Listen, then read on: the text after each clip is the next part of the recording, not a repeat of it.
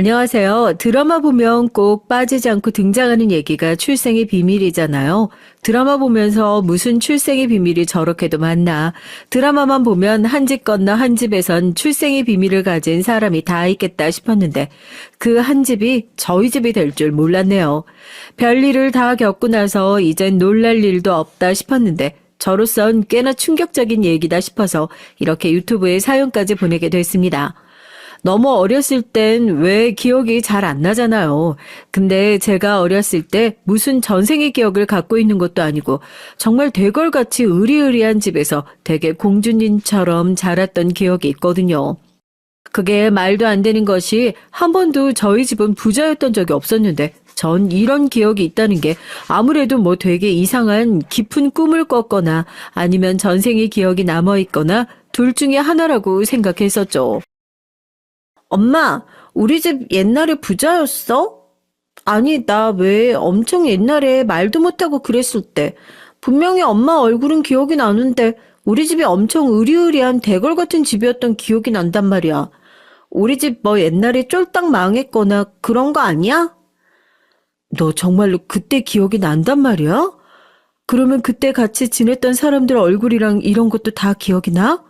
아니, 그게 아니라 엄마가 너 어렸을 때 부잣집에서 식모살이를 했었던 적이 있었거든. 넌 참 애가 신기하다. 무슨 그때 기억까지 하고 그러니? 잊어버려. 어차피 옛날 일이니까. 한 번은 엄마한테 종종 드는 옛날 기억에 대한 얘기를 물었던 적이 있는데 넌 그때 생각이 아직도 나냐고 깜짝 놀라시더라고요. 그러시면서 하는 말씀이 옛날에 엄마가 부잣집에서 절 키우면서 식모살이를 하셨던 적이 있으시대요. 아무래도 그때 집이 워낙 좋았어서 아기 때인데도 그때 기억이 아주 오래오래 남아있는 모양이라고. 그것 빼고 뭐 기억나는 게 또 없냐고 꼬치꼬치 캐물으시더라고요. 뭐 갓난아이 때 기억이 선명해봤자 얼마나 선명하겠어요. 그거 말곤 하나도 기억나는 게 없다고 그러니까 되게 안심하시고 그랬죠.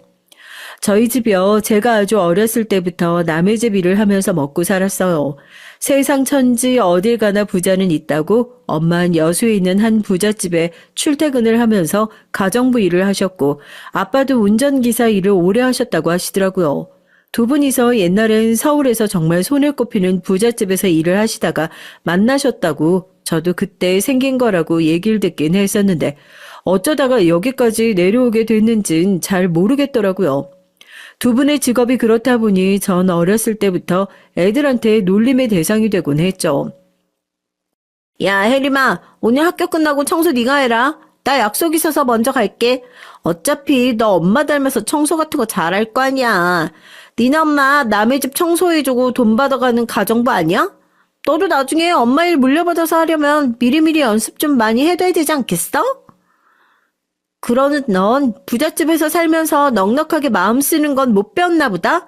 야, 적어도 니네 부모님처럼 일 시킬 때 돈이라도 주고 시켜야 되는 거 아니니? 어디서 못된 것만 배워선? 이게 식모딸 주제 어디서 말대꾸야. 야, 너네 부모님 내가 확 거지 만들어 줄까? 하필이면 저희 부모님이 출퇴근하는 집 그 부잣집 딸이 저랑 동갑의 같은 반 친구였거든요. 사이가 참 안 좋아서 이걸 친구라고 하는 게 맞나 싶긴 한데 말이에요.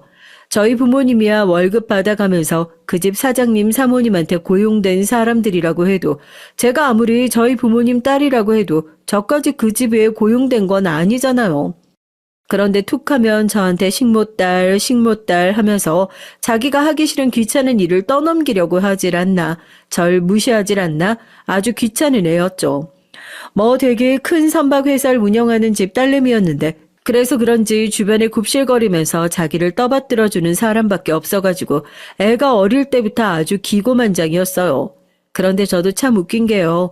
부모님이 아무리 남의 집 일을 하면서 돈을 벌고 있긴 하지만 전 이상하게 자존심이 또 엄청 셌거든요. 저희 부모님은 성격도 둥글둥글하고 좋은 게 좋은 거다. 네가 좀 참고 넘어가라 이러면서 사람들이랑 한번 싸우시는 적이 없이 늘 조용히 넘어가시는 분인데 전 그런 소리를 듣고 제 자존심이 긁힌다 하면 어렸을 때부터 그냥 한번 넘어가는 적이 없는 거예요.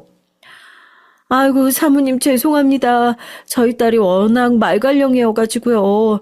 제가 집에 가서 따끔하게 혼을 낼게요. 혜림아, 너 얼른 친구한테 미안하다고 사과해야지. 사모님, 그런데 다은이가 저한테 먼저 식모딸이라고 그래가지고요. 그리고 전 다은이 한 대도 안 때렸어요. 얘가 먼저 화가 나가지고 열받아서 쫓아오다가 넘어진 건데. 어머, 아줌마. 사과는 혜림이가 할 게 아니라 우리 다은이가 해야 될 것 같은데. 다은아, 너 집에 가서 엄마랑 얘기 좀 해야겠다. 어디 밖에 나가서 친구한테 그렇게 싸가지 없게 얘기를 하고. 엄마가 너 그렇게 가르쳤어? 혜림아, 아줌마가 다은이 대신 사과할게. 미안해. 다은이 얘는 어쩜 이렇게 속이 좁아 터져가지고. 혜림이 네가 회장님 딸 같다. 전 제가 잘못한 건 먼저 미안하다고 깔끔하게 사과를 해요. 제가 아무리 생각을 해봐도 죽어도 제가 잘못한 일이 아닌 것 같을 그땐 사과 안 하는 거죠. 그날도 그랬거든요. 그 집 딸내미가 제가 한 얘기에 열이 받아가지고 지가 먼저 씩씩거리면서 저 괴롭히려고 뛰어오다가 지발에 걸려 자빠져 놓고선 이마에 상처가 났다고 울고불고 난리를 쳐서 저희 엄마랑 걔네 엄마가 다 학교에 오셨는데 제가 먼저 기한 죽고 고자질 다 해버리는 바람에 결국 걔만 자기 엄마한테 죽어라 혼났어요. 걔 입장에선 얄밉기도 하겠지만 전 속이 다 시원하더라고요. 엄마는 왜 맨날 내가 잘못도 안 했는데 나보고 먼저 사과하라고 그래? 엄마도 아까 아줌마 하는 얘기 들었지? 나보고 꼭 회장님 딸 같다고 그러시잖아. 넌 그런 얘기가 듣기 좋니? 엄마랑 아빠가 그 집에서 일하고 있는 거 뻔히 알고 있으면서 네가 그냥 좀 안 싸우고 참고 넘어갈 수 있는 것을 그렇게 꼭 일을 크게 만들어야 속이 시원하겠어? 아유, 내가 정말 못 산다, 못 살아. 그래, 너 엄마 딸 말고 회장님 딸이나 해.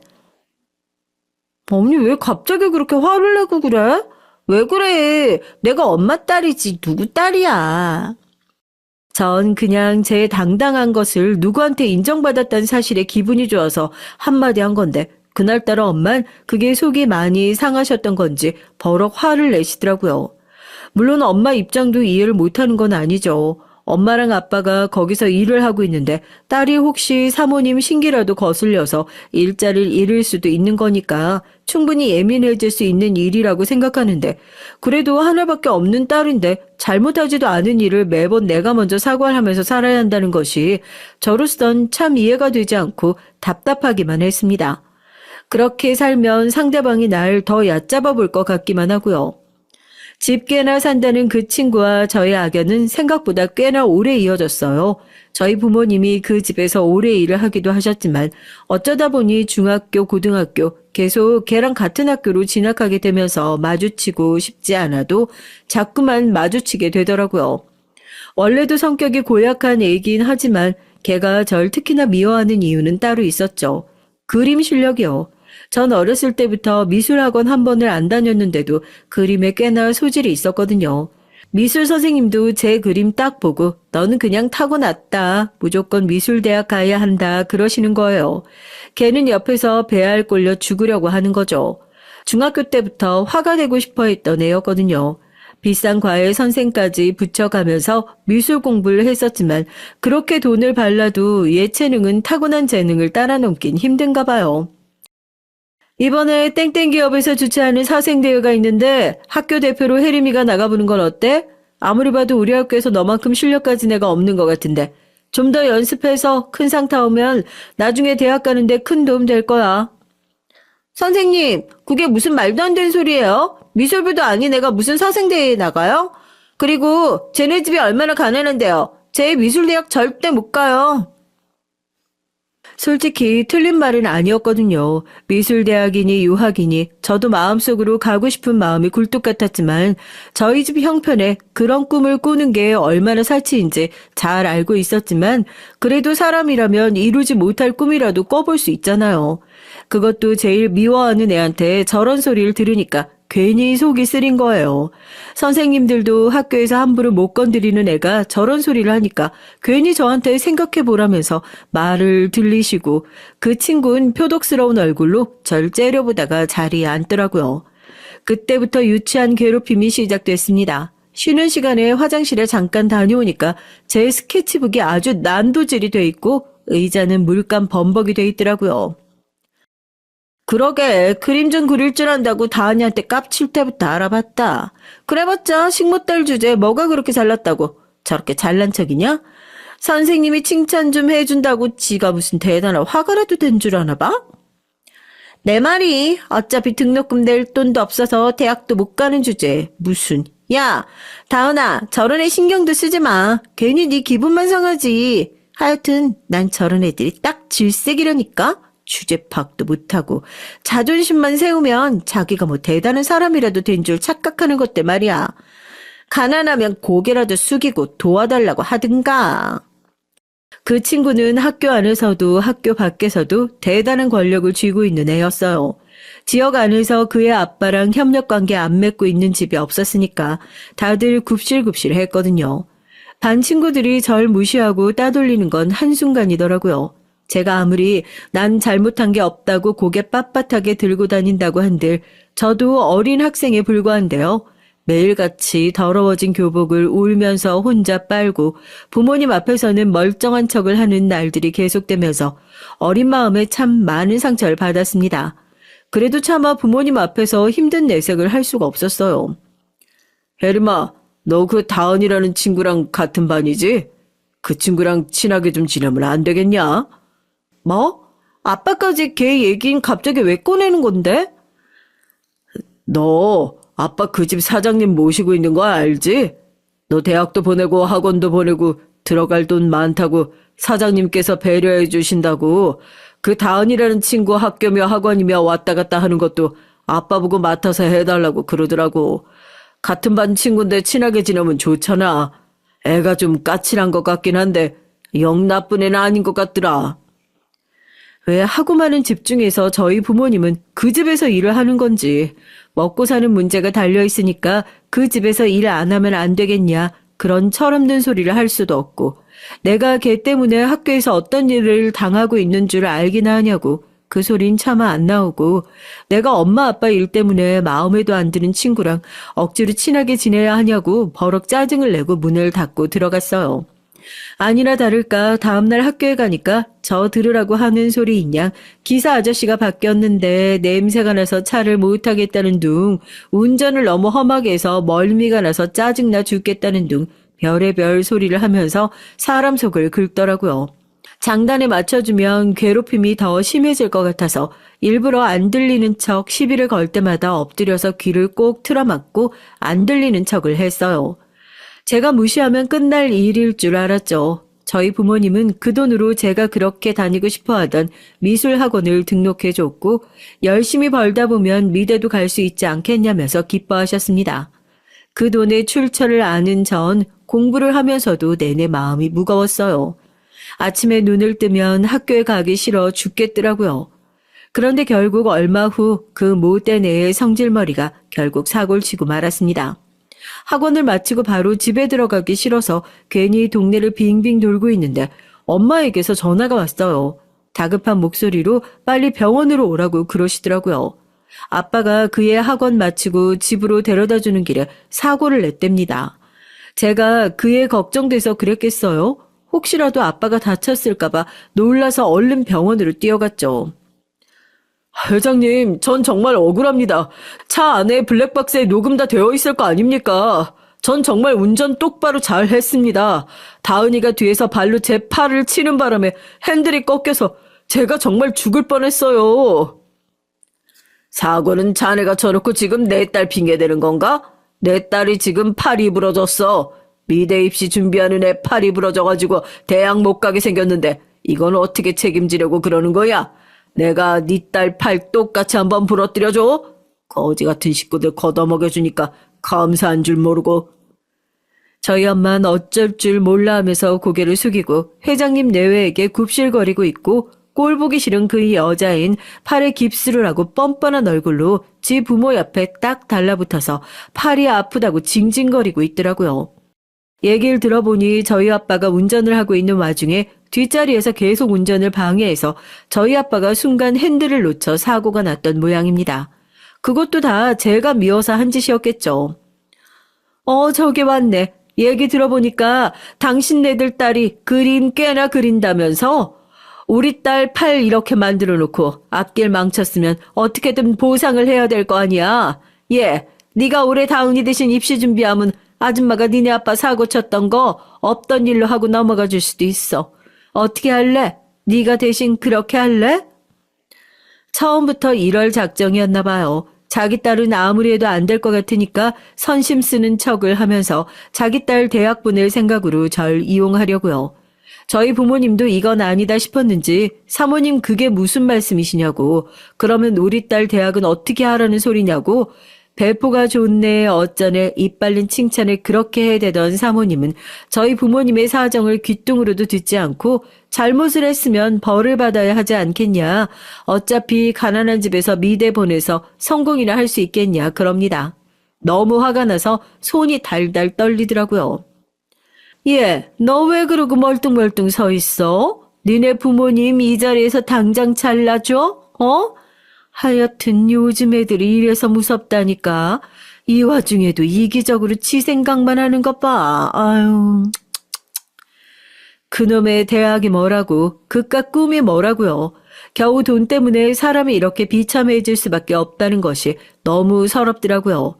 내 자존심 세우자고 부모님 가슴에 대못 박기 싫어서 그래 내가 그냥 고개 숙이자 결심하고 입을 막 떼려고 하는데 아빠가 제 앞을 막아섰습니다.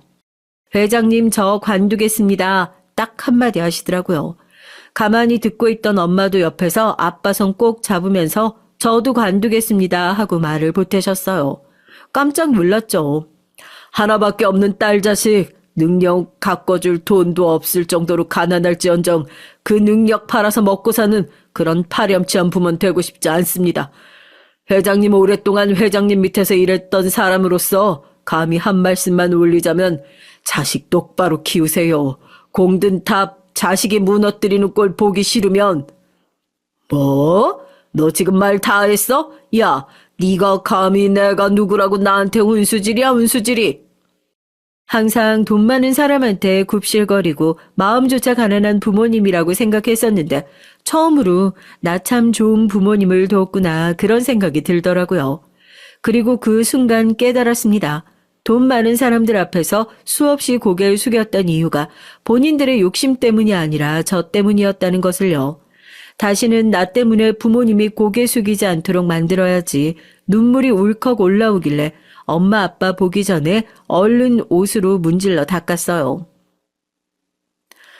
우리 혜림이 부잣집 막내딸이었으면 하고 싶은 거 다 하고 행복하게 잘 살았을 텐데 가난한 엄마 아빠라 해준 거 없어서 엄마가 너무 미안하다.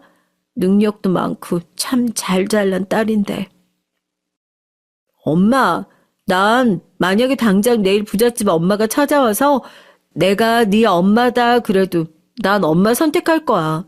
부잣집 막내딸로 태어나진 못했어도 우리 엄마 아빠 부잣집 사장님 사모님으로 살게 해줄게. 걱정하지 마. 미안하다며 제 손을 꼭 붙잡고 펑펑 우시는 엄마 아빠에게 그랬어요.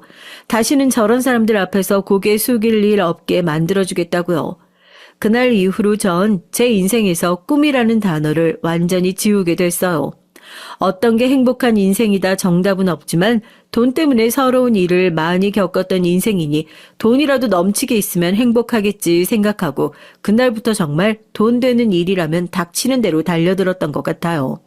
마음까지 가난했던 그 부잣집 식구들은 자기 집에서 일하던 머슴들이 제 뜻대로 움직여주지 않는 것이 괘씸했는지 저희 아빠에게 거액의 합의금을 요구했고 퇴직금은커녕 가지고 있는 돈까지 사고 합의금으로 죄다 물어주느라고 저희 가족은 빈털털이나 다름없는 신세가 됐지만 그래도 더 이상 남의 집 일을 하면서 돈을 벌지 않는다는 사실만으로도 목줄을 벗어던진 것 같았어요. 처음부터 다시 시작해보자는 심산이었죠. 그래도 일자리가 많은 곳으로 올라가는 게 좋지 않겠냐 싶어 저희 가족은 다 같이 경기도로 올라오게 됐고 아빠는 공정에 들어가고 엄마는 청소 일을 시작했습니다. 전 전문대학을 다니면서 평일엔 독서실 아르바이트를 하고 주말엔 미술학원에서 아르바이트를 하면서 학비를 벌기 시작했어요. 아빠 너무 무리해서 일하지 마. 나 방학 시작하면 아르바이트 시간 조금 더 늘리기로 했으니까. 교통사고 난 지 얼마 되지도 않았는데 치료도 제대로 못하고 무리하면 나중에 후유증 때문에 더 고생할 수도 있대. 네가 지금 아르바이트 할 때야. 대학생은 공부에 집중해야지. 공부에도 다 때가 있는 법이다. 비록 유학이니 뭐니 제가 꿈꾸던 거창한 모습은 아니었지만 온 가족이 제가 하고 싶은 공부 시켜주겠다고 매달리고 있는 모습이 고맙기도 하고 한편으로 미안하더라고요. 특히 아빠가 제일 걱정이었죠. 꼴랑 팔 한쪽 부러진 거 가지고 징징거렸던 그 기집애랑 달리 저희 아빠는 운전석에 앉아 온몸이 성치 않은데도 저 대학 보내겠다고 다 낫지도 않은 몸으로 바로 일을 시작한 거니까요. 물론 운전이 힘들지 않은 일이라는 건 아니지만 직접적으로 몸을 쓰는 노가다 일을 살면서 한 번도 안 해보신 분이 저렇게 무리하다가 어디 다치기라도 하면 어떡하나 걱정이 되더라고요. 아무래도 방학을 하고 나면 학원이든 뭐든 아르바이트를 좀 더 늘리는 게 좋겠다 생각만 하고 있었는데 뜻밖의 좋은 기회가 찾아오게 됐습니다. 혜림아, 너 방학 때 아르바이트 구한다고 하지 않았어? 방학 때 잠깐 하고 큰 돈 벌 수 있는 아르바이트가 있는데 절대 이상한 아르바이트 뭐 그런 거 아니고 그런데 이 아르바이트가 사람 따라 조금 찝찝할 수도 있는 아르바이트라서 들어보고 하기 싫으면 안 해도 돼. 나도 우리 삼촌 소개로 지난 방학 때 했었는데 이게 꽤 쏠쏠하더라고. 나도 여름방학, 겨울방학 이렇게 딱 2달 바짝 해서 저번에 유럽 여행 다녀왔잖아? 뭐? 그런 아르바이트가 있으면 진작에 소개시켜줬어야지. 진짜 이상한 아르바이트 아니지? 학원에서 같이 일을 하는 친구들은 저희 집안 사정이 꽤 어렵다는 걸 다 알고 있었거든요. 모를 수가 없죠. 학교만 끝나면 애들이랑 어울리지도 않고 어디론가 쏜살같이 튀어가서 제가 맨 처음에 입학하고 나서 친구가 거의 없었거든요. 같이 일을 하는 친구들이랑 밥 한 번 제대로 먹어본 적도 없는데 혹시나 오해할까 싶어 우연히 회식을 하게 된 자리에서 우리 집 사정이 조금 어려워서 내가 아르바이트를 하느라 좀 바빠서 그렇다 솔직하게 얘기를 하니까 친구들이 그제서야 죄다 이해를 해주더라고요. 그러면서 종종 학원 아르바이트 대타 자리가 있거나 지인 소개로 시급이 높은 아르바이트 자리가 들어오면 잊지 않고 저한테 꼭 소개를 시켜주고 했습니다. 물론 친구들이 소개시켜준 아르바이트 중에선 좋은 자리만 있었던 건 아니었어요.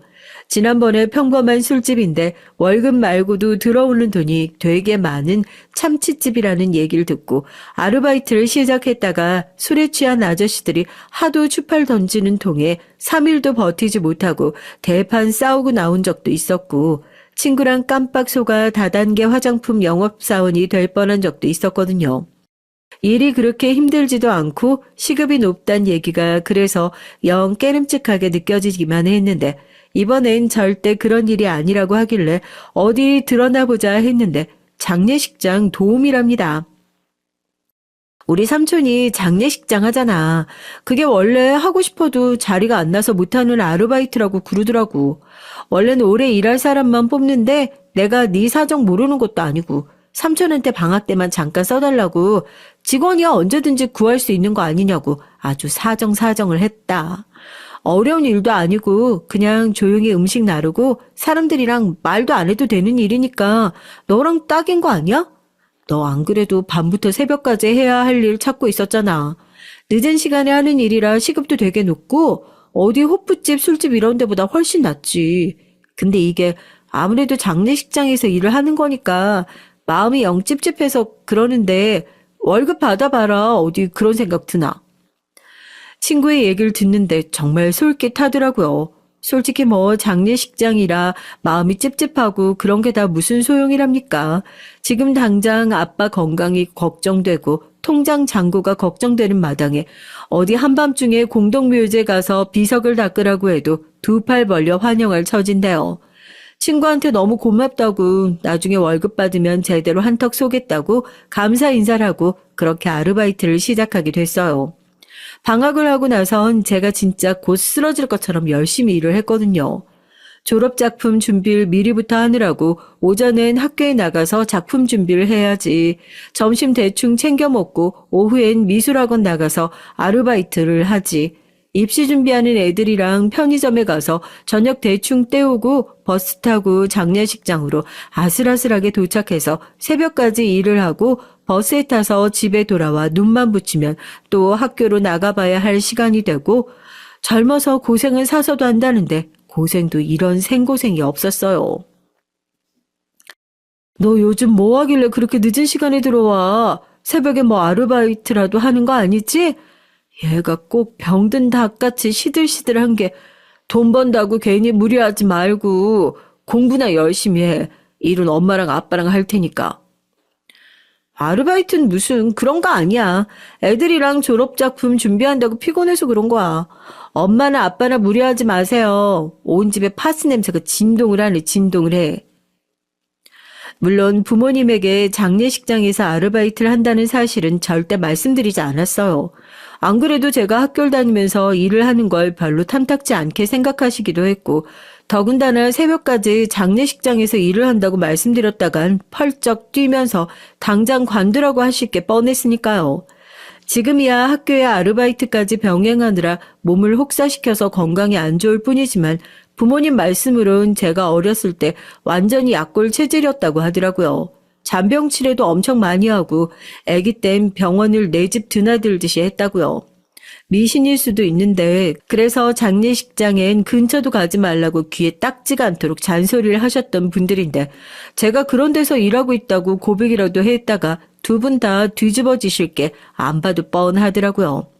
원래 허락보다 용서가 빠른 법이라고 방학 때만 바짝 일하고 번 돈을 부모님께 드리고 몇 달이라도 좋으니까 아빠 병원도 가고 일도 좀 쉬셔라 얘기를 할 생각이라서 그때까지만 비밀로 하자 저 혼자 그렇게 비밀로 하고 있었어요.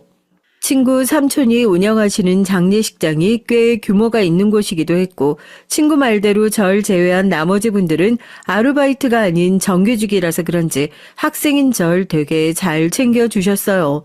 보통 젊은 나이에 이런 일 꺼려하는데 열심히 하는 모습이 보기 좋다면서요. 성실하게 일하는 모습을 보이면 다음 방학 때도 일을 할 수 있지 않을까 싶어서 더욱 빠릿빠릿한 모습을 보여드렸죠. 그렇게 약속한 기간을 다 채우고 부모님께 들키지 않고 무사히 일을 마무리했습니다. 집에서 두둑하게 나올 월급을 기다리고 있는데 같이 일하던 여사님께 전화가 온 거예요. 아우 이거 미안해서 어떡하지? 우리 딸 출산일이 갑자기 앞당겨져가지고 내가 급하게 가봐야 될 것 같은데 이날 당장 일할 사람 구하기가 마땅치가 않아서 사장님께 여쭤보니까 벌써 아르바이트 다 끝났다면서 벌써 학교가 개학을 한 거야? 그러지 말고 오늘 하루만 더 나와주면 안 될까? 아이고 땡땡 기업이라고 들어봤지? 거기 딸 하나 있는데 나이도 어린 게 벌써 세상 떴다고 그러더라고. 자식상이라 그냥 규모도 작아서 일도 안 힘들 거고 내가 일해봐서 알잖아. 이렇게 큰 회사에서 장례식 들어오면 조용해라고 도우미들한테도 돈도 더 챙겨주고 그러더라고. 방학 안 끝났으면 더 바짝 벌어가라고 챙겨주고 싶어서 연락한 거지. 저야 일 시켜준다고 하면 두 팔 벌려 환영이죠. 그래도 생각나서 연락 주셨다는 얘기를 들으니까 그동안 열심히 일한 보람이 있다 싶더라고요. 부모님께선 졸업작품 보수 때문에 친구가 급하게 연락을 해서 오늘은 친구네 집에서 자고 와야 할 것 같다 얼른 둘러대고 장례식장으로 향했습니다. 여사님께서 대타니까 빨리 와야 한다고 택시비까지 챙겨주셔서 택시 타고 가는 길에 인터넷에 검색을 해보니까 벌써 기사까지 올라왔더라고요. 보니까 저랑 나이가 똑같아요. 급성 폐렴으로 세상을 떠났다던데 이런 거 보면 부잣집 막내딸 팔자도 별거 없다 싶기도 하고 괜히 저랑 나이가 같다고 하니까 더 안쓰럽기도 하고 괜시리 마음이 무거워지는 것 같더라고요. 그렇게 장례식장에 도착하고 평소랑 다를 바 없이 친구 삼촌께 인사드리고 일을 시작했어요. 대기업은 대기업인지 장례식장 바깥까지 화환이 놓을 자리도 없이 줄을 서서 있는데 확실히 자녀상이라 그런지 분위기가 엄청나게 어둡더라고요.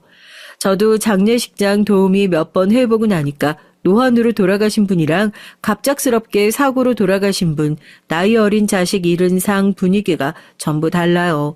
그중에서도 부모보다 일찌감치 세상 뜬 자녀상이 분위기가 제일 어둡고 안 좋거든요. 조문객들 전부 예상치도 못했다는 듯이 착잡한 얼굴로 앉아 있어서 저도 조용히 음식만 퍼다 나르고 있었습니다. 식사하실 건가요? 몇 분이세요? 저희 3명. 깜짝이야.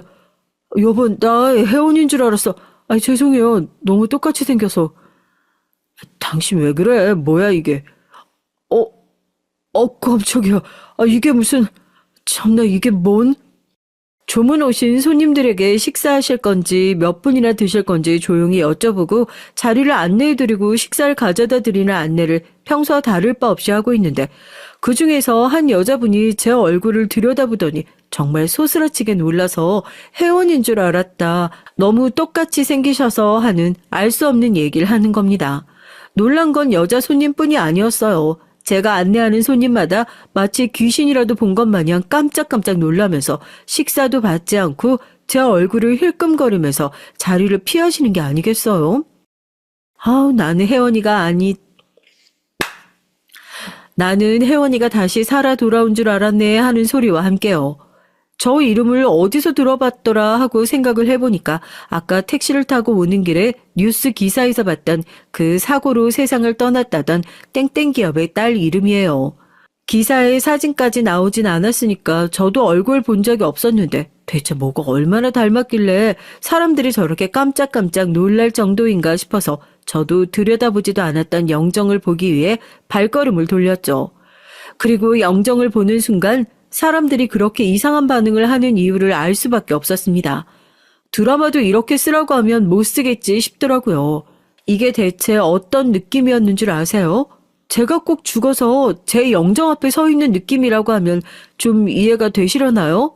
영정 속에서 환하게 웃고 있는 여잔 정말 저랑 판박이처럼 꼭 닮아 있었거든요. 사람들도 멍하니 서 있는 절 보면서 저 정도면 도플갱어인가 뭔가 그거 아니냐, 어떻게 저렇게 똑 닮을 수가 있냐 수군거렸습니다. 뭐야? 말도 안 돼. 왜 이렇게 똑같이 생긴 거야? 이렇게 닮았다는 게 말이 안 되잖아. 손님을 자리로 안내해야 한다는 것도 까맣게 있고 멍하니 영정을 바라보고 있는데 뒤에서 회장님 들어오십니다 하는 소리가 들렸어요. 땡땡 기업의 회장님이 뒤늦게 빈소로 도착한 모양이더라고요. 그제서야 저도 정신을 차리고 획하니 뒤를 돌아 제자리를 찾아가려는데 그 순간 회장님이라는 사람과 눈이 떡하니 마주쳤습니다. 회장님도 순간 화들짝 놀라며 제 얼굴과 영정 속 딸의 얼굴을 번갈아 쳐다보시더군요. 아니 어떻게... 아니 혜원이 네가 어떻게... 아니 이게 무슨 말도 안 되는... 회장님 정신 차리세요. 다들 뭐하고 서 있어? 당장 의사 불러. 제 얼굴을 손가락질하며 바들바들 떠시던 회장님께선 그대로 뒷목을 잡고 夸당 소리를 내면서 뒤로 넘어가셨고 장례식장은 그야말로 아수라장이 됐습니다. 급하게 의사가 병원에서 내려와 회장님을 진찰하기 시작했고 저도 당황스러워서 어쩔 줄 몰라 하고 있었죠. 친구 삼촌께서도 대체 이게 어떻게 된 일이냐면서 저한테 회장님과 무슨 관계라도 있는 거 아니냐고 묻더라고요. 제가 그게 무슨 말도 안 되는 소리냐고 고개를 저었습니다. 제가 땡땡기업 회장님을 살면서 뉴스 말고 볼 일이 또 어디 있겠어요. 지금 제일 당황스러운 건 저예요. 저 정도면 제 사진을 어디서 갖다가 쓴 게 아닐까 싶을 정도로 똑같이 생겼다고요. 대체 이게 무슨 일인지... 1시간도 채 되지 않아서 회장님은 혜원아 하고 이름을 부르며 자리에서 벌떡 일어나 주위를 두리번거리기 시작하셨어요. 그러나 그릇을 나르기 위해 쟁반을 안고 있는 저와 다시 한번 눈이 딱 마주쳤죠. 회장님께선 떨리는 목소리로 제게 다가와 다시 한번 저는 생전 처음 들어보는 이름을 부르셨습니다. 얼굴이 닮아서 착각하신 것 같은데 제 이름은 서혜림이에요. 저도 회장님 따님이랑 제 얼굴이 왜 그렇게 닮았는지 잘 이해가 안 되지만 어쨌든 뭔가 오해하고 계신 것 같아요. 말도 안 돼. 그럴 리가 없어.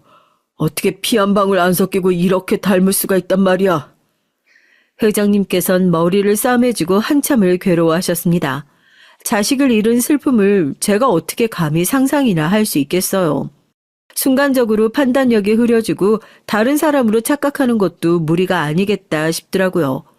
그러다가 갑자기 무언가 생각이 나신 건지 고개를 번쩍 들어 다시 한번 절 바라보시더니 갑자기 저희 부모님의 성함을 묻더라고요. 아직도 못 믿어오신가 싶어 저희 부모님의 성함을 또박또박 읊어드렸습니다. 아버지께선 서효자 식자, 어머니는 김원자 희자세요. 상심이 크신 건 알겠지만 병창동에서 일하던 효식이랑 원희가 네 부모님이란 말이야? 병창동에서 기사 일하고 가정부 일하던 효식이랑 원희 말이야. 네? 평창동이요? 저 어렸을 때 부모님께서 부잣집에서 식무살이 하셨다고 하시긴 하셨는데 제 말이 끝나기 무섭게 회장님께선 당장 저희 부모님에게 연락을 해달라고 그러시는 겁니다. 저도 기겁을 하고 안 된다고 했죠. 부모님께선 제가 장례식장에서 일을 하는 걸 모르고 계시니까요. 회장님께선 평창동에 김 회장이 찾는다고 당장 이리로 오라고 전화라고 절 붙들고 흔드는 겁니다. 대체 왜 이러는지 모르겠지만 회장님의 눈빛이 너무 간절해 보여서 저도 고작 제 비밀 지키고자 더 고집을 피울 수는 없을 것 같아 엄마에게 전화를 걸었고 제가 김 회장이라는 말을 꺼내자마자 엄만 대답도 하지 않고 전화를 끊어버렸어요. 아니 이게 대체 무슨... 저희 부모님을 어떻게 아시는 거예요? 저희 집과 장례식장이 꽤 거리가 있음에도 불구하고 저희 부모님은 숨을 몰아쉬면서 한달음에 장례식장으로 달려오셨습니다. 그리고 회장님을 보는 순간 두 분은 오열하며 회장님 앞에 무릎을 꿇고 주저앉으셨고요. 그 모습을 보고 저를 포함한 모든 사람이 전부 당황했죠. 그리고 이어지는 회장님과 저희 부모님의 대화에 이번엔 제가 쓰러질 뻔했어요. 이에 설마 내가 이름도 못 지어줬던 혜원이 동생이야? 똑바로 대답해. 내 둘째가 맞난 말이야. 회장님, 회장님이 낳았어도 저희가 살린 저희 자식이에요. 어르신께서 내다 버리신 아이 저희가 평생 내 자식이다 생각하고 품고 길렀습니다. 회장님 둘째 아니고요. 저희 자식이라고요. 아이고, 평생 죽었다고 생각했는데 어머니가 분명히 죽었다고 다신 찾지 말라고 그렇게 얘기를 해서 철석같이 믿고 평생 마음에 묻어놓고 그렇게 살았는데. 엄마, 이게 다 무슨 소리야? 회장님이 낳은 자식이라니 내가 엄마 아빠 친딸이 아니라는 소리야? 이게 대체 무슨 소리냐고. 알았게 설명 좀 해봐. 내가 어떻게 엄마 자식이 아닐 수가 있어. 회장님은 망연자실한 표정으로 바닥에 주저앉아 오열을 하기 시작했고 저희 부모님은 제 앞에 고개를 푹 숙이셨어요. 방금까지 내 귀로 들은 얘기지만 믿기지가 않더라고요. 평생을 날 낳아주신 부모님이라 생각하고 살았는데 친부모님이 따로 있다니요. 그것도 평생 나랑 접점이라고는 하나 없을 거라 생각했던 땡땡기업 회장님이 제 친아버지라니요. 회장님의 지시로 장례식장에 있는 조문객들이 자리를 비우고 빈소엔 회장님과 저희 부모님 그리고 저만 남게 됐습니다. 그리고 전 기억도 하지 못하는 꽁꽁 감춰뒀던 잃어버린 세월에 대한 얘기를 드디어 들을 수 있게 됐어요. 혜림이 넌 원래 지금 저 영정 속에 있는 세상을 떠난 혜원이와 쌍둥이였어. 회장님과 사모님이 오랫동안 기다린 자식이었고 엄마랑 아빠는 그 당시에 평창동 회장님 댁에서 일을 하면서 만나고 있었던 사이였지. 그땐 한 집에서 일을 하면서 정분이 나는 경우가 많았었으니까. 그리고 그 집엔 우리가 어르신이라고 부르던 회장님의 어머니가 계셨었어. 선대 회장님 돌아가시면서 집안의 경저권을 꽉 쥐고 계신 분이었고 사모님을 참 많이도 미워하시고 괴롭히셨었다. 쌍둥이를 임신했다는 소식 듣자마자 무당집에 다녀오더니 딸 둘을 그대로 다 살려뒀다간 집안이 쫄딱 망한다는 무당의 말을 철석같이 믿으시더구나. 그 중에서도 몸이 더 약한 애를 일찌감치 없애버려야 사업도 집도 잘 나갈 거라고. 무슨 우연의 일치인지 몰라도 사모님은 쌍둥이를 낳다가 돌아가셔버렸고 어르신이 돈을 주고 매수했던 의사가 혜림이 널 어디로 보내버리려는데 이건 아니다 싶어 내가 들어가서 어르신이 시켰다고 하고 널 받아왔어. 뭔 정신이었는지 그렇게 이 사람이랑 같이 너 데리고 그 집에서 야반도주해서 여태까지 모자란 네 부모 노릇하면서 산 거다. 그래도 혜림아, 난 네가 한 번도 내 자식이 아니라고 생각했던 적이 없어. 널 낳은 건 회장님일지 몰라도 널 살린 건 틀림없이 우리야. 그때 병실에 마누라가 애 낳다가 세상 떠났지. 애 하나밖에 안 나왔지. 나머지 하나는 어디 갔냐고 그러니까 어머니가 뱃속에서 잘못됐다고. 절대로 보면 안 된다고. 난 그 소리를 철석같이 믿고 여태까지 살아왔었는데 어떻게 이럴 수가 있어.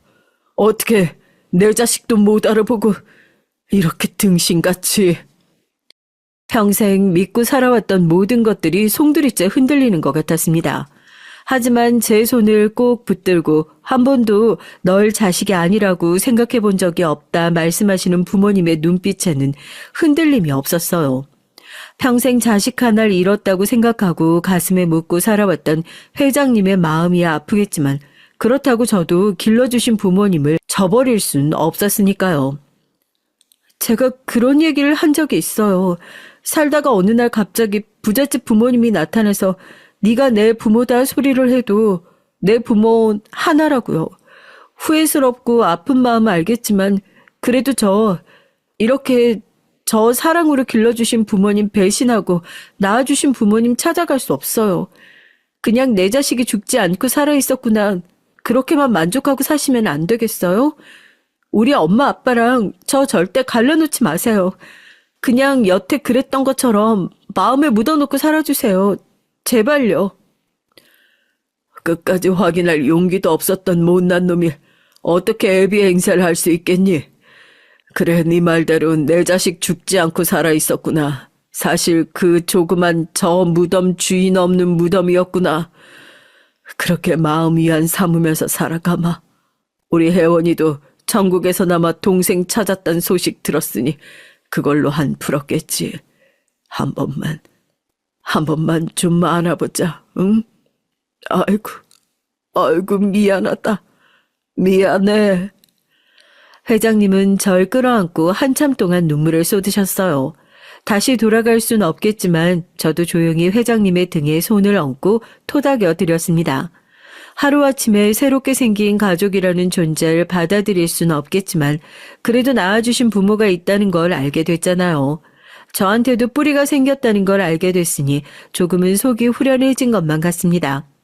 달라진 건 아무것도 없어요. 전 여전히 부모님과 함께 성실하고 바쁜 인생 살고 있습니다. 그동안 거짓말을 하고 장례식장에서 아르바이트를 했다는 사실을 들켜 크게 혼나기도 했고요. 대신 그동안 벌어둔 아르바이트비로 내복은 3벌 샀네요. 아직 회장님이라는 호칭이 더 익숙하긴 하지만 절 낳아주신 아버지에게도 앞으로 살아가면서 꼬여있는 마음들을 천천히 풀어내볼까 하고요.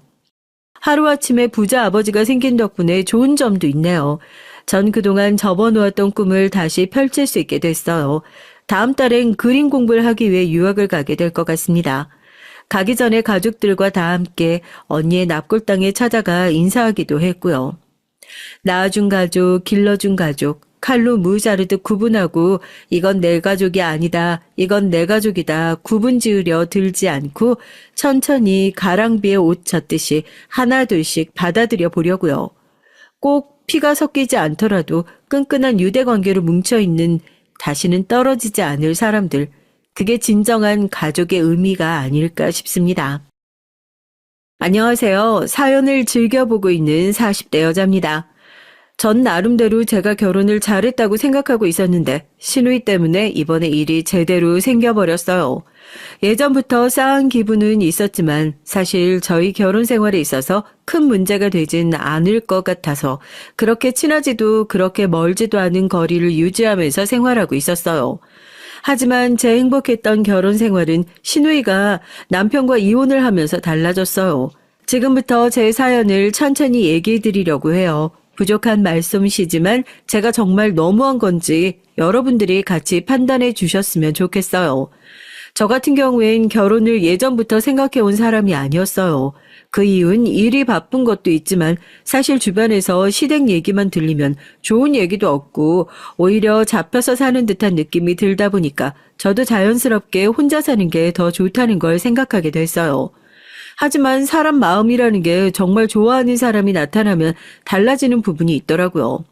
남편을 처음 만나고 난 뒤에 사실 이렇게까지 깊은 관계가 될 줄 몰랐는데 사람 일은 정말 모르는 거였어요. 처음에 남편이 구애했을 땐 그래도 이런 착한 사람이 남자친구라면 저도 걱정하지 않고 연애를 즐길 수 있을 것 같아서 시작했던 관계였거든요.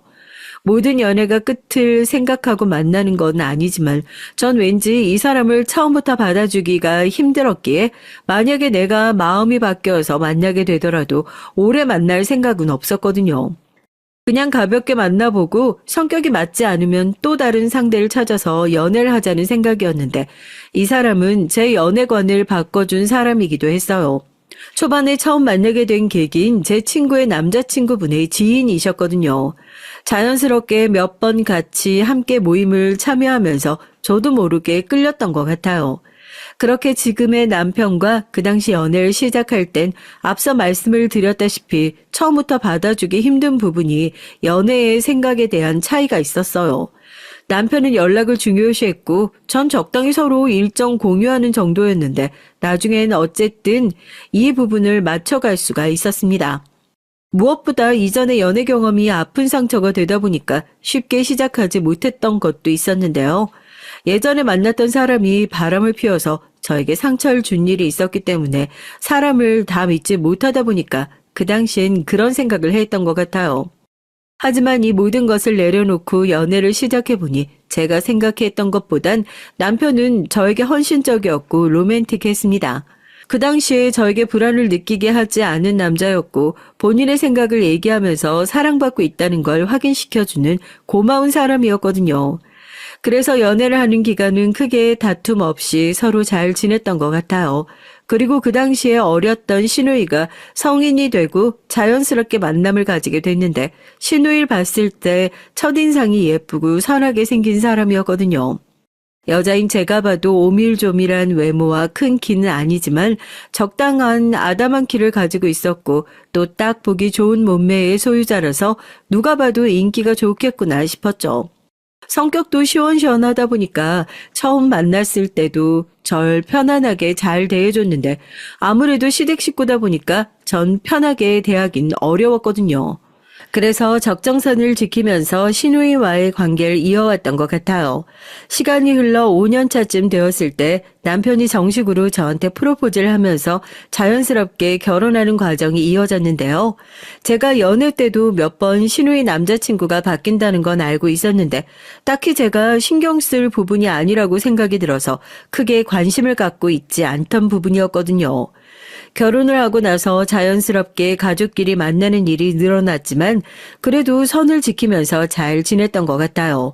거리도 있는 편이라 한 달에 한 번 만날까 말까 하다 보니까 사실 결혼하고 나서도 시댁에 대한 불만은 없었어요. 아무튼 여기까지만 해도 사실 저의 결혼 생활에 문제가 전혀 없어 보이죠? 진짜 문제는 지금부터예요. 저랑 시누이 사이는 돈독하진 않았지만 남편과 시누이는 사이가 돈독한 편이었거든요. 보통 오빠 동생이라고 하면 앙숙인 경우가 많은데 나이가 차이가 있어서 그런지 남편이 종종 잘 챙겨주는 것 같아서 따로 터치를 하진 않았어요. 저희가 결혼하고 난 뒤엔 자연스럽게 신우도 남자친구를 만나면서 결혼까지 하게 됐는데요. 그래도 결혼하고 나서 자주 연락을 하기도 했고 신우의 축의금도 꽤 두둑하게 넣었죠.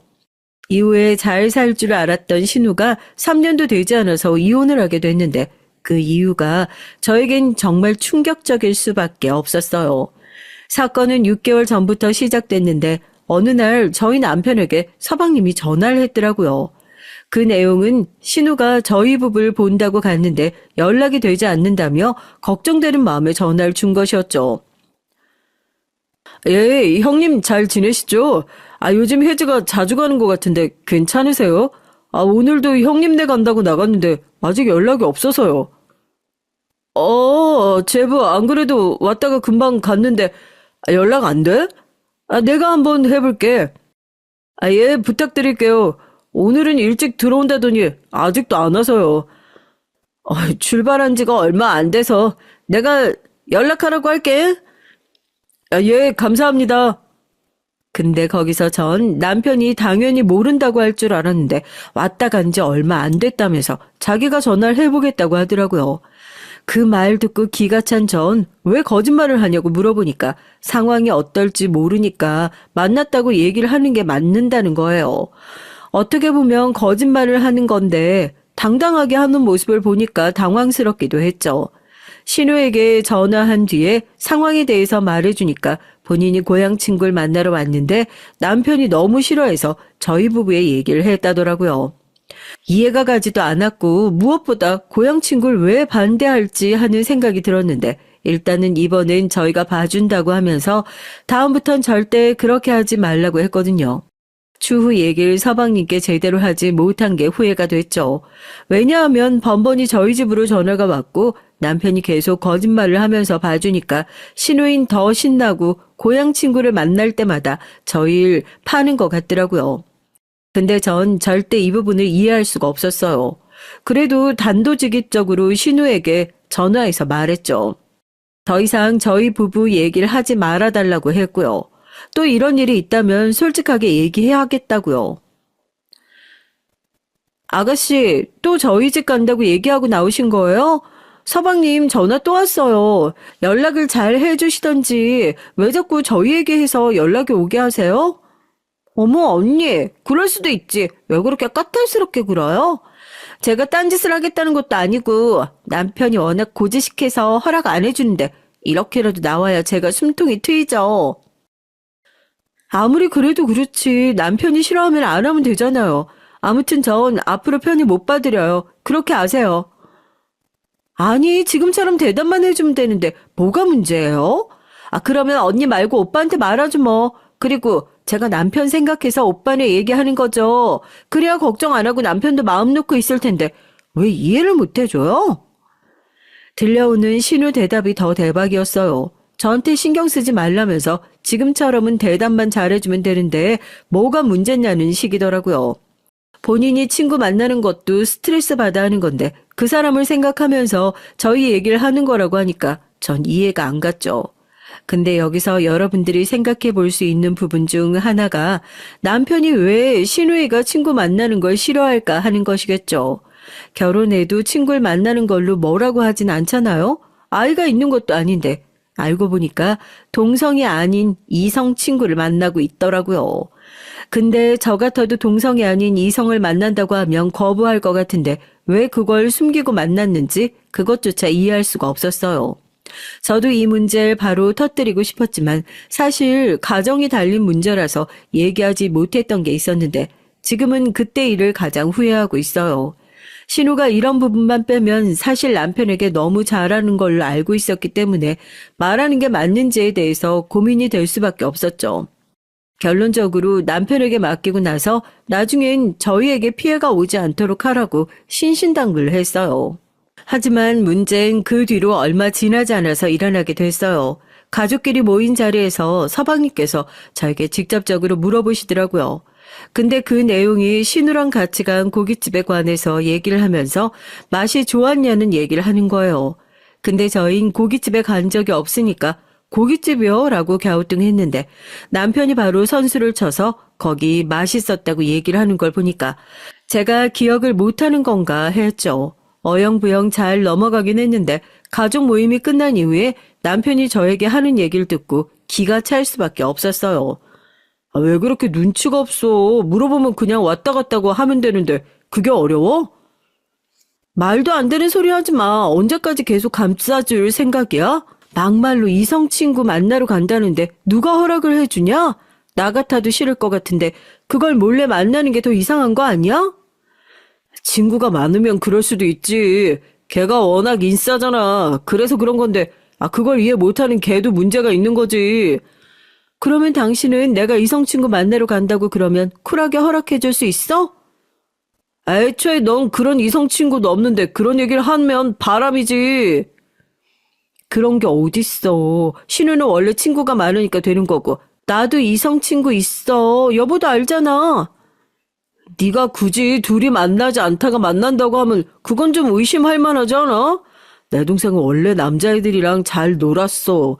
그래서 이번에도 얘기 잘 해준 건데, 여보랑 나랑 얘기가 안 맞으면 그게 더 의심스러운 거 아니야? 본인이 신우이를 감싸주기 위해 외식을 했다고 거짓말을 한 거였어요. 그리고 곧이어 하는 남편들의 말들은 전 전혀 이해할 수가 없었는데요. 어떻게 보면 신우가 바람을 피고 있을 수 있는 건데 방관하는 느낌이 들더라고요. 이게 정말 맞는 건가 싶기도 하고 그렇다고 제가 나서서 그런 얘기를 하는 게 더 이상했어요. 그래서 그 뒤론 신우에게 따로 연락을 해서 또다시 얘기를 하게 됐어요. 아가씨 잘 지내세요? 이번에 어디 다녀오셨어요? 매주 서방님한테 전화는 오는 것도 너무 불편하네요. 어머 언니 오랜만이에요. 잘 쉬고 계시죠? 다른 건 아니고 친구들이랑 여행 가야 되는데 허락을 받기가 너무 어렵더라고요. 그래서 그냥 시기 맞춰서 언니랑 같이 갔다고 얘기했어요. 지금까지 남편 때문에 봐줬는데 사실 이건 아닌 것 같아요. 가정에 있으면 가정에 충실하셔야죠. 언니, 지금 나한테 혼수 드는 거예요? 제가 뭘 못했다고 지금 전화를 해서 이렇게 얘기를 하시는지 이해가 안 가네요. 저 여행 갈 때 언니 오빠 얘기하는 거 말고는 잘못하는 거 없어요. 막말로 제가 바람을 피는 것도 아니고 그냥 놀겠다는데 쫌생이처럼 구는 남편이 더 이상한 거 아닌가요? 언니도 아시겠지만 저 남편이랑 나이 차이 꽤 있잖아요. 그러면 젊은 와이프가 놀고 싶을 때 놀다 오라고 지원이라도 해줘야지. 그것도 못 해줄 망정 저한테 나가지 말라고만 한다니까요. 그러면 당연히 남편 입장에선 불안하기도 하고 게다가 이성을 만나러 그러면 누가 허락을 해주겠어요?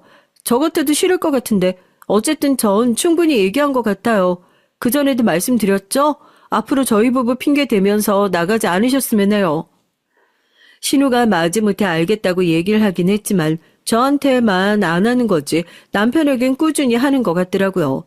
그래서 남편에게도 너무 봐주면 안 된다고 얘기해뒀는데 정신 못 차리고 계속 받아주더라고요.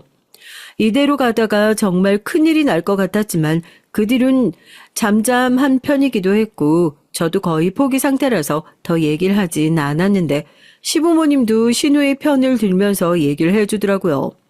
그때부터 이상하다고 느꼈어야 하는데 제가 너무 늦게 알아차린 것 같아서 후회가 되긴 하지만 결국엔 일이 한번 터지면서 이 사태에 대해 서방님이 알게 된 일이 있어요. 저희 집에 갔다고 얘기를 했던 신우를 서방님이 직접 데리러 온 거였어요. 당황을 하긴 했지만 이미 일이 벌어진 거 어쩌겠어요. 그 뒤로 신우와 서방님한테 연락이 없었는데 그러다가 듣게 된 소식이 바로 이혼에 대한 얘기였거든요. 그동안 남편이 신우를 감싸면서 거짓말을 계속 받아줬잖아요. 그걸 알게 된 서방님이 신우가 이미 다른 남자와 바람이 나서 그런 거라는 걸 알고 소송을 한 거라고요. 그 결과 아무것도 받지 못하고 오히려 내쫓기는 신세로 집을 나왔다고 해요.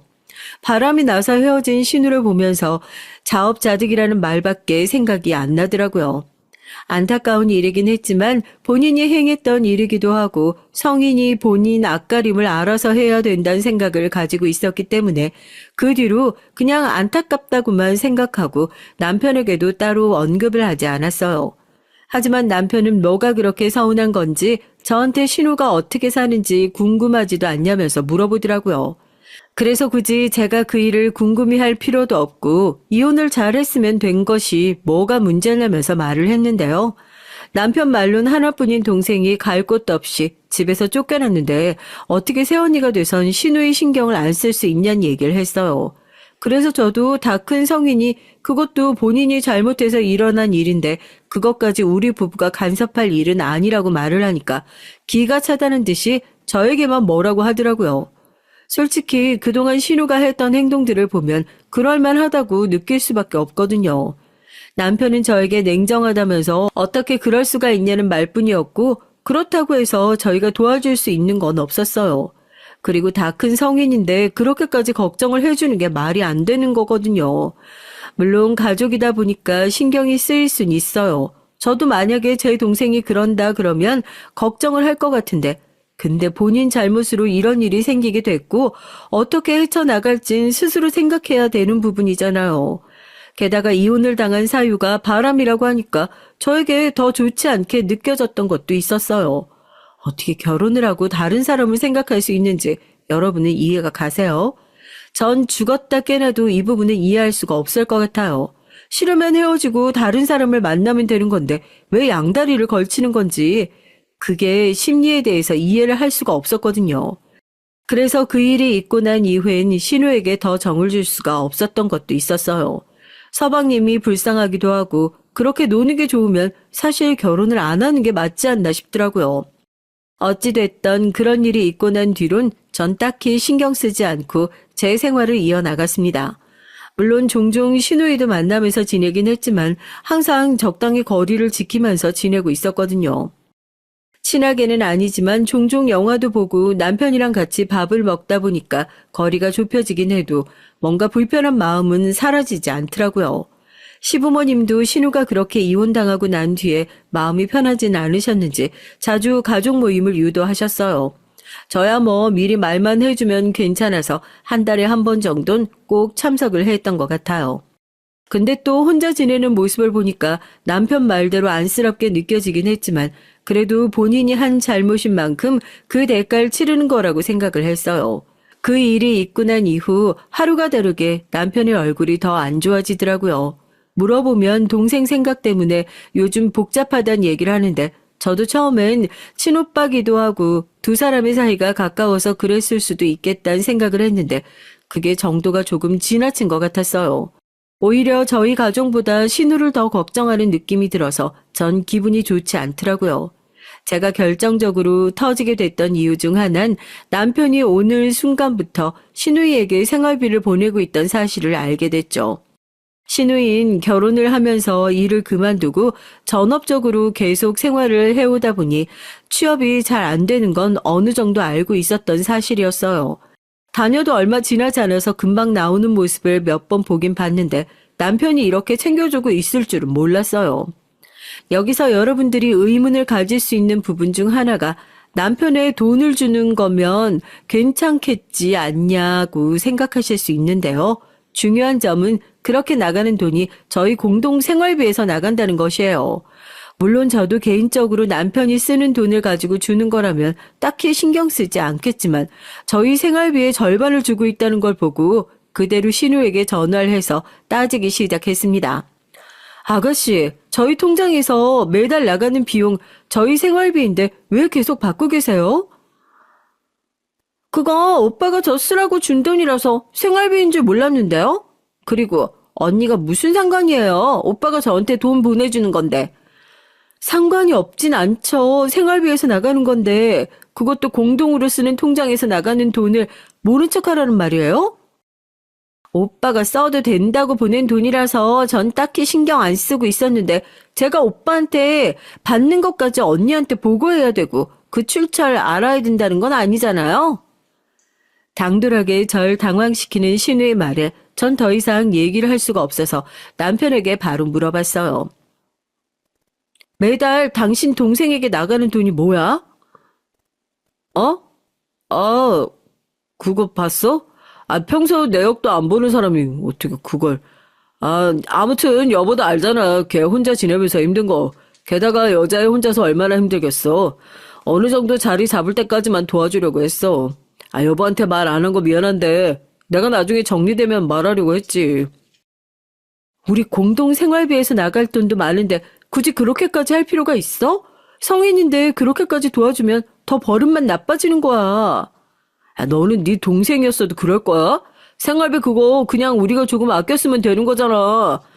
그러니까 당신 동생 때문에 왜 우리 생활비가 줄어야 되는 거냐고. 본인 스스로 일어나야지. 그리고 내가 이런 말까지는 안 하려고 했는데 솔직히 현지 씨가 잘한 거 없잖아. 당신 그동안 위로하면서 속으로는 그렇게 생각하고 있었어? 진짜 소름 끼친다. 그렇게 걱정할 때는 언제고? 내가 틀린 말 한 것도 아니고 다음 달부턴 절대 이체하지 마. 내가 통장 매달 확인할 거니까. 남편은 저에게 어떻게 그럴 수가 있냐며 매정하다는 얘기를 했고 사실 저희 생활비에서 나가는 게 아니라 개인적으로 줘야 하는 거라고 생각을 하거든요. 그래서 그렇게 말했던 건데 절 이해해주지 못하는 남편을 보니까 제가 잘못된 거라는 생각도 들더라고요. 근데 여러분들이 생각을 해봤을 때 사실 이런 일이 있으면 그냥 넘어갈 수 있는 문제는 아니잖아요.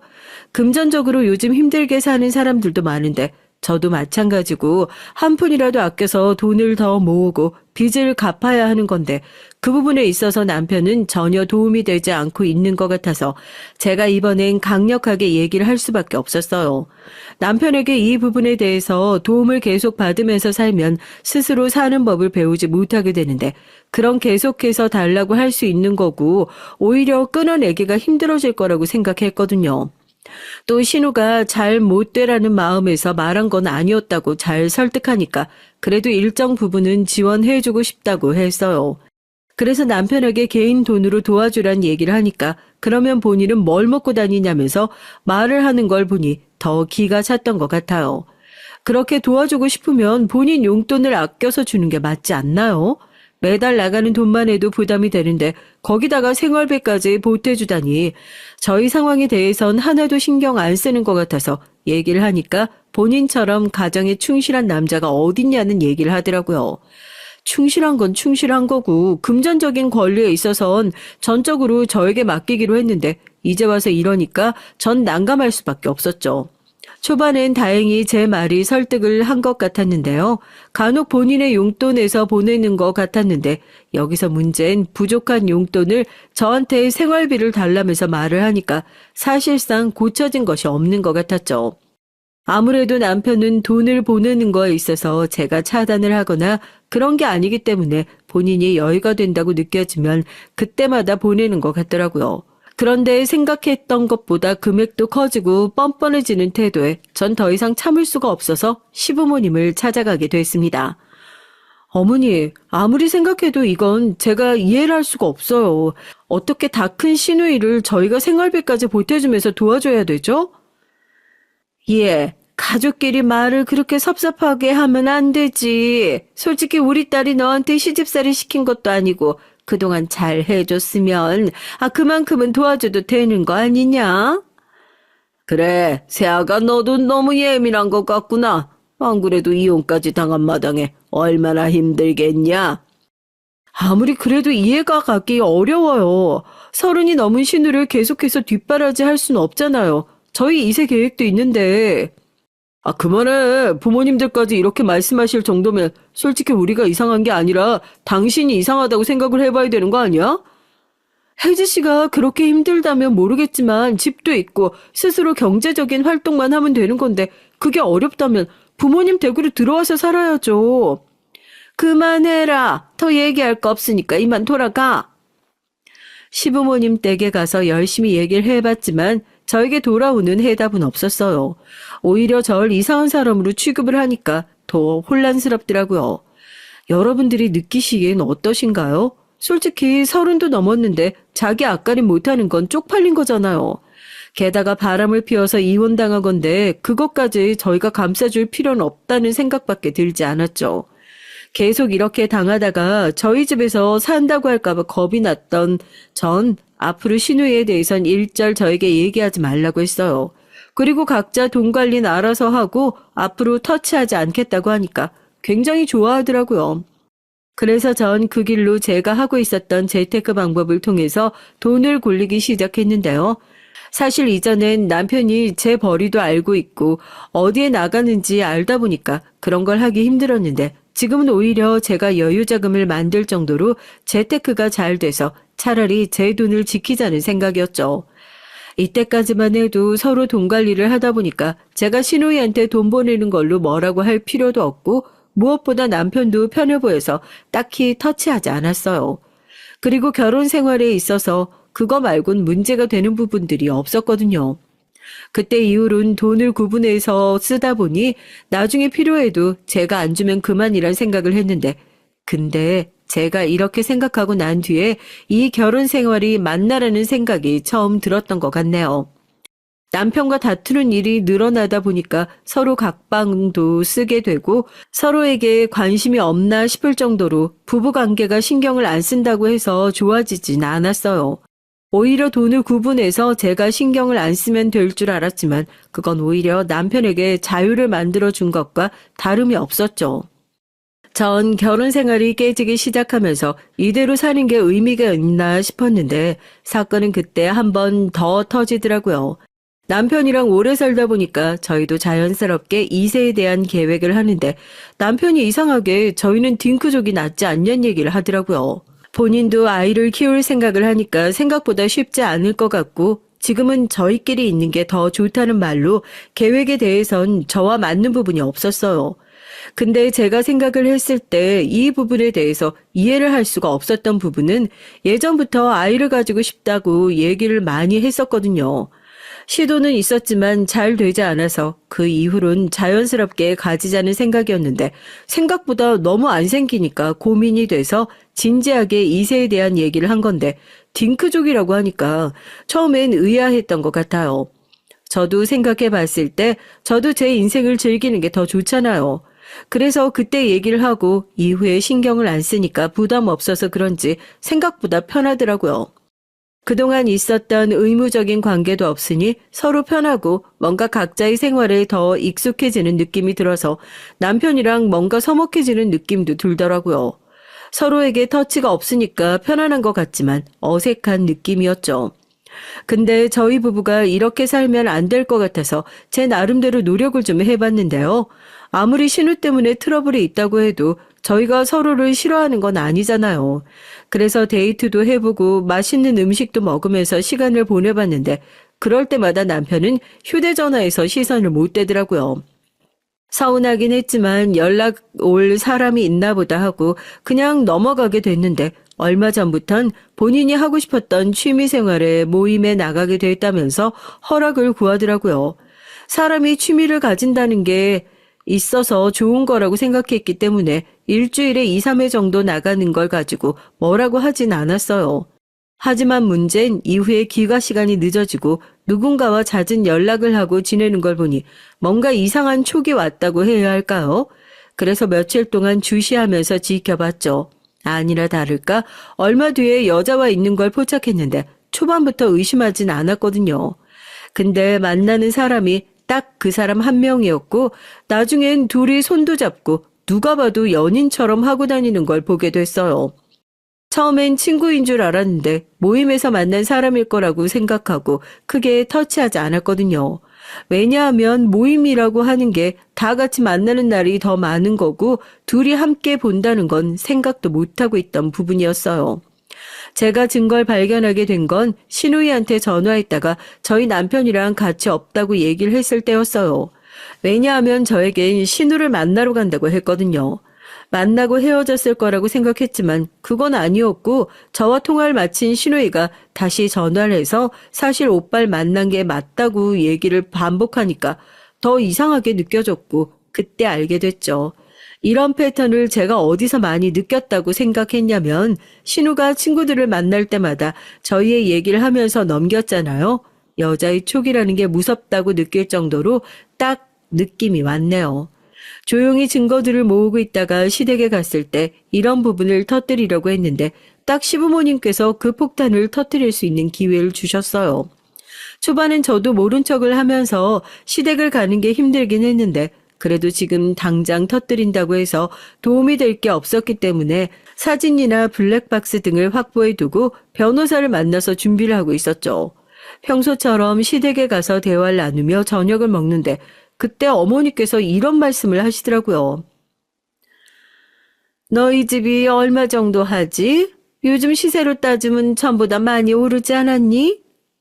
네, 어머니. 지금은 그냥 두고 나중에 좀 더 오르면 처분할까 해요. 그럼 시세가 높을 때만큼 대출도 잘 나오겠네. 아무래도 그렇겠죠. 저희가 담보대출 받을 만한 일은 없잖아요.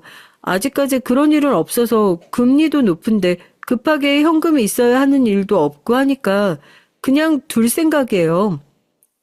요즘 혜지가 힘들어해서 집을 나와야 할 것 같은데 너희 부부가 조금 도와줄 수는 없겠니? 그 집 담보대출 정도면 집 구해줄 수 있을 것 같은데. 아파트 한 채라도 가지고 있어야 사람이 든든하지. 아무리 그래도 그건 안 되죠. 어머니 잘 가지고 있던 집을 왜 나와요? 아니, 얼마 전에 전세 사기를 당했다지 뭐냐. 아유, 그거 혜지 씨 명의로 된 집이라고 들었는데 전세라뇨. 아니, 그게 뭐가 중요하니?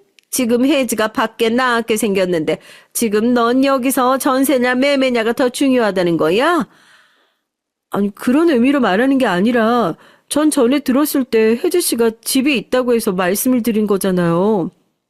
어쨌든 일이 그렇게 됐으니 너희가 좀 돈을 해줘야겠다. 난 다 늙어서 네 시아버지랑 집 한 채는 유지하고 있어야 하지 않겠어?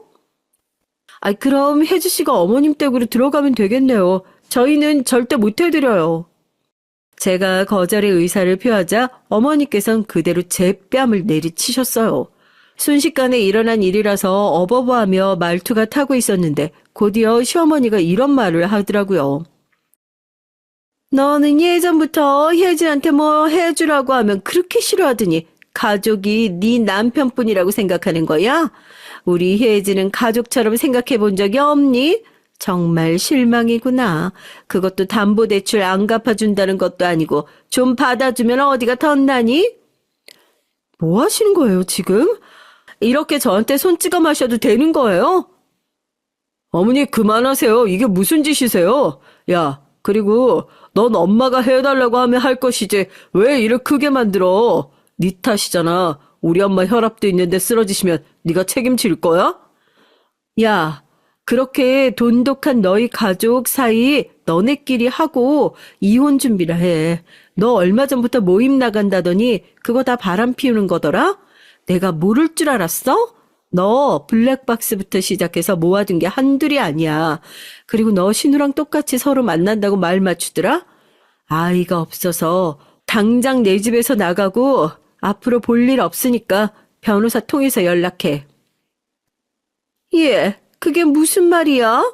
나가야 할 사람도 너지. 그 집은 내 아들 명인데 어디서 지금 집주인 행세야? 아줌마 진짜 아무것도 모르나 본데 제가 저 사람보다 벌이 훨씬 좋아요. 집도 애초에 제가 해온 거예요. 뭔 소리를 하시는 거예요? 명의로 되어 있는 사람이 저인데 어쩌시려고요? 아들, 제 말이 사실이야? 네가 집회 간다며 받아간 돈 다 어쩌고. 아이고, 이게 무슨 일이냐. 전 그 말을 듣고 도저히 참을 수가 없어서 그 자리에서 남편이 외도 사실을 밝히고 될 대로 되라는 식으로 그 자리에서 모든 걸 말했어요. 제 얘기를 들으셨던 시어머니는 기가 차다는 표정으로 절 쳐다보는 어머님은 그대로 식당을 나가셨고 남편은 저에게 싹싹 빌기 시작했죠. 여보, 내가 그러려고 그런 건 아니고 여보 잘못 본 거야. 그냥 친구야 친구 모임에서 만난. 내가 얼마나 등신 같아 보였으면 우리 집까지 찾아와서 그 짓거리를 했을까? 내가 하나도 모를 줄 알았지? 적어도 집에 데려올 거면 머리카락은 치웠어야지. 됐고, 난 더 이상 할 얘기 없으니까 연락하지 말고 당장 내 집에서 나가. 한 번만, 나에게 기회 줘. 남자들이 실수 한 번은 할 수 있잖아. 전 저 말을 듣고 나서 그대로 남편 뺨을 내리치고 그대로 식당을 나가버렸어요. 바람을 피워놓고도 봐달라고 하는 게 사람인가요? 또 저 말이 더 싫었던 이유는 제가 결혼하기 전에 만났던 사람도 딱 저렇게 얘기를 했거든요. 본인은 잘못이 없는 것처럼 또 실수인 것처럼 얘기를 하면서 한 번만 봐달라고 하니까 더 어처구니가 없었죠. 남편이 저렇게 얘기할 줄 몰랐는데 나중엔 인정하지도 않고 제가 알고 있는 사실이 아니라는 말만 하니까 답답했어요. 그 뒤로 시어머니부터 시작해서 시아버지, 시누이까지 번갈아 가면서 저에게 전화를 하는데 전화기가 그야말로 불통이 나더라고요. 이런 사실을 친정 어머니께 말씀드려야 하는 게 힘들었지만 연락을 드려서 사태에 관해 설명을 드렸죠. 사실 저희 부모님께선 제가 남편에 대해 얘기를 했을 때 신우를 감싸는 부분이 있어서 가족이다 보니 그럴 수도 있다는 말만 하셨는데 이번엔 화가 정말 많이 나신 것 같더라고요. 그래서 제가 가지고 있는 집도 처분해버리고 본가로 들어오라고 연락을 하셨어요. 저도 그게 나을 것 같아서 그대로 집으로 가서 짐을 다 빼고 남편 집은 밖에 덩그러니 내버려두고 전 본가로 들어오게 됐습니다. 여보, 지금 어디야? 집인데 왜? 그리고 우리가 이렇게 달갑게 통화할 사이는 아니잖니? 여보, 내가 다 잘못했어. 짐까지 이렇게 빼두면 어떡해.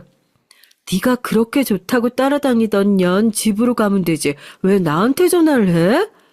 제발 한 번만 봐줘. 어? 나 진짜 갈 곳 없어. 그것까진 내 할 바가 아니지. 끊을게. 아니나 다를까 짐이 빠졌다는 걸 알게 된다는 편이 저에게 전화를 바로 하더라고요.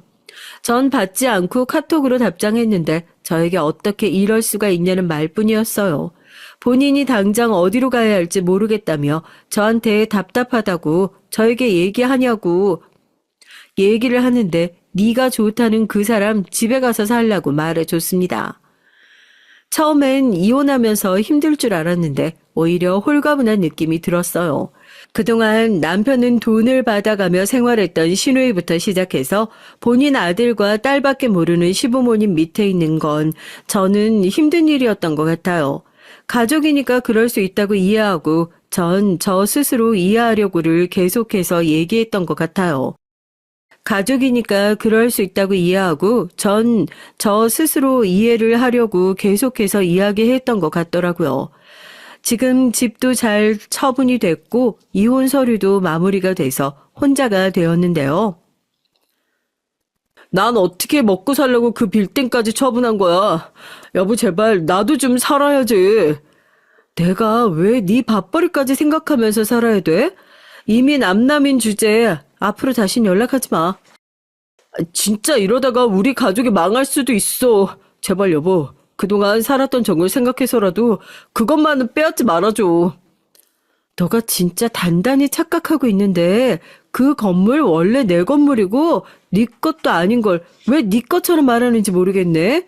이미 처분했으니까 너도 네 앞길 네가 생각해야지. 바람 피우면서 이런 건 생각도 못했나 봐. 하긴 생각했다면 그렇게 멍청이처럼 바람을 피우진 않았겠지. 혜지 이어 나까지 이혼한다고 하면 부모님께서도 근심이 말이 아니셔. 여보, 진짜 내가 기회만 주면 잘할게.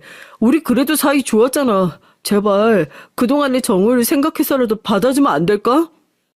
제대로 마무리가 되기 전엔 남편이 관리하고 있었던 건물들도 다 처분해 버렸어요. 제가 가지고 있던 꼬마 빌딩을 관리해줄 사람이 필요했는데 남편이 어차피 저와 같이 살고 있으니까 그동안 맡기고 있었거든요. 물론 그에 대한 급여도 챙겨주고요. 여기서 여러분이 알 수 있듯이 결국 남편의 월급은 제가 주는 입장이었던 거죠. 건물이 사라지면서 남편도 그대로 직장을 잃은 것과 다름이 없었습니다. 그동안 제가 참아주고 이해를 하려고 노력했던 부분에 대해선 한 번도 고맙다고 말한 적이 없던 사람이라 마지막에 돌아설 땐 후회가 하나도 없었던 것 같아요. 전 그만큼 열심히 했거든요. 처음 신우가 바람을 피웠다는 걸 알게 됐을 때 제 남편은 그러진 않길 항상 생각했는데 결국엔 남편도 바람을 피우고 신우에게 그동안 돈만 열심히 주면서 본인에 대한 대비는 하나도 안 해둔 것인지 계속해서 문자로 힘들다는 얘기만 하더라고요. 전 바람에 대해선 정말 이해할 수 없는 사람이기 때문에 용서를 해줄 마음은 더더욱 없었어요. 바람도 바람이지만 제 편을 들어주지 않고 제가 뺨을 맞았을 때 제 잘못이라고 얘기하는 모습을 보니까 더 정이 떨어졌거든요. 또 저와 이혼하게 됐던 이유 중 하나가 바람이잖아요. 당시 바람을 피웠던 사람이 신우 친구였기 때문에 더 충격적이어서 이혼을 준비했던 것도 있었어요.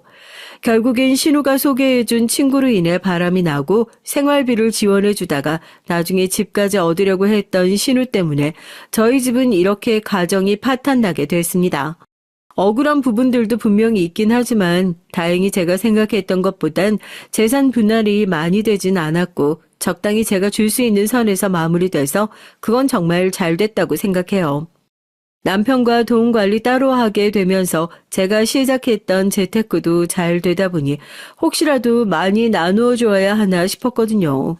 다행히 그건 아니었고 이번에 정리까지 싹 하고 나니까 가족들이랑 시간을 보내면서 지내는 지금이 오히려 저에게 더 필요한 것이었던 것 같아요. 이혼이라는 게 쉬운 건 아니지만 요즘엔 계속해서 많아지고 있는 일 중 하나잖아요. 오랫동안 서로 다르게 살던 두 사람이 가정을 합친다는 건 정말 어려운 일 중 하나예요. 하지만 서로에 대해서 예의를 지키고 또 바람과 같은 일이 없다면 행복한 가정을 지켜낼 수도 있을 것 같은데 생각보다 이혼으로 인한 것도 많고 시댁으로 인한 이유도 많은 편이라 저 같은 일은 꽤 흔한 일이라고 하더라고요. 제가 그동안 배려를 해줄 땐 몰랐던 부분들이 이혼 후엔 와닿았는지 저에게 계속 연락이 오네요. 그리고 시댁에서 그동안 제가 베풀었던 부분들에 대해서 차단을 해버리니까 시댁에서도 연락을 해와서 전화를 받지 않고 있어요. 제가 신우이에겐 인색하게 굴었던 부분들도 있지만 시부모님께선 정말 최선을 다해서 도와드렸거든요. 남편이 모르는 부분 중 하나가 이사를 하면서 저희 어머니 건물에 거주하게 되셨는데 저희가 비대면으로만 거래하다 보니 모르시더라고요. 혹시라도 부담을 느끼실까봐 일부러 말씀 안 드렸고 이사 갈 집이 필요하시다고 하셔서 그때 제가 엄마께 말씀드려서 이사 준비 시켜드린 거거든요. 제가 구한 집이라고만 생각해서 그런지 집주인이 저희 엄마라는 걸 전혀 모를 수밖에 없었어요. 연락이 필요해도 카톡으로 해서 모르고 계셨는데 이번에 만기가 되면서 재계약을 하지 않았어요. 저희가 애초에 시세보다 살짝 낮게 받고 있었던 것도 있고 제가 들어가서 살 거기 때문에 만기 시에 나가줬으면 한다고 얘기하니까 그때 어머니한테 전화가 오더라고요. 아이고, 사부인 잘 지내시죠? 알고 보니까 저희 집주인이시더라고요. 아, 왜 그동안 말씀이 없으셨어요? 이번에 연장 관련해서 상의하고 싶어서 연락드렸죠. 아들, 딸이 잘못한 부분들이 있긴 하지만 그래도 저희가 살아야 하지 않겠습니까? 죄송하지만 이번에 연장은 안 될 것 같네요. 아이, 제가 알기로는 임차인 입장에서 연장을 임대인 마음 상관없이 할 수 있는 걸로 알고 있거든요. 실제로 제가 찾아봤는데 저희가 벌써 2번이나 연장하셨고 그 이후라서 해당이 되는 부분이 없어요, 어머니. 아우, 그런 게 어딨어요. 이렇게 한다면 저희도 법대로 하겠습니다. 아무리 아이들이 표현했어도 그렇지. 또 언제 붙일지 모르는 게 부부라는 걸 아시잖아요.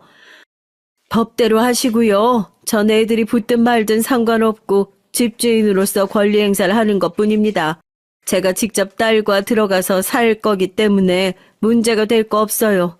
어디 한번 해보시죠. 그 말을 들은 시어머니는 자기가 아차 싶었는지 저희 엄마에게 사과하시면서 제발 한 번만 도와달라고 얘기를 했지만 어림도 없었어요. 이후 저희 부모님과 함께 이사해서 전 결혼 전부터 하고 싶었던 해외여행을 다니면서 여유를 즐기고 있어요. 어디에 억압받지 않고 이곳저곳 돌아다니다 보니까 자유로워진 게 이런 거구나 싶더라고요. 본인의 가족들만 생각하는 남편에게서 벗어나고 나니까 저도 자연스럽게 제 가족에게 더 집중하게 되고 시간을 보내면서 더 즐겁게 지내고 있어요. 얘야, 정말 우리가 잘못했다. 그동안 서운하게 해서 미안하구나. 하지만 부부의 연이라는 게 이렇게 끊어져서는 안 되잖니?